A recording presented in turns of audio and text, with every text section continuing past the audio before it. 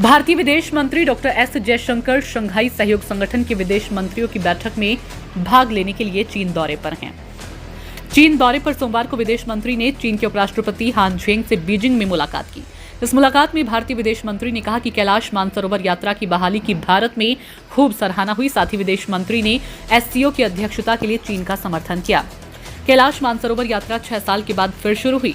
ये यात्रा साल 1981 से जारी है, लेकिन कोरोना महामारी, गलवान घाटी में हुए संघर्ष और 2020 से लेकर 2024 तक भारत चीन के बीच एलएसी पर तनाव के चलते कैलाश मानसरोवर यात्रा रुक गई थी। अब भारत और चीन के संबंध फिर से पटरी पर आ रहे हैं, जिसके बाद ये यात्रा इस साल फिर शुरू हुई। जून से अगस्त के बीच करीब 750 तीर्थयात्री तिब्बत में कैलाश मानसरोवर की यात्रा करेंगे।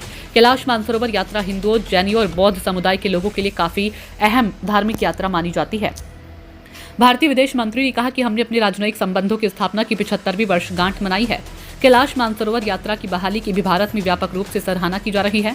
हमारे संबंधों के निरंतर बेहतर होने से पारस्परिक रूप से लाभकारी परिणाम मिल सकते हैं। जयशंकर ने कहा कि जब हमारी मुलाकात हो रही है तो उस वक्त वैश्विक हालात बेहद जटिल बने हुए हैं। बतौर पड़ोसी देश और बड़ी अर्थव्यवस्थाएं होने के नाते हमारे बीच विचारों का आदान प्रदान बेहद अहम है। भारतीय विदेश मंत्री ने चीनी उपराष्ट्रपति के साथ मुलाकात में ये भी कहा कि प्रधानमंत्री नरेंद्र मोदी और चीनी राष्ट्रपति शी जिनपिंग के बीच कजान में हुई बैठक के बाद से दोनों देशों के संबंध में सुधार हो रहा है। उन्होंने कहा, भारत शंघाई सहयोग संगठन में चीन की सफल अध्यक्षता का समर्थन करता है।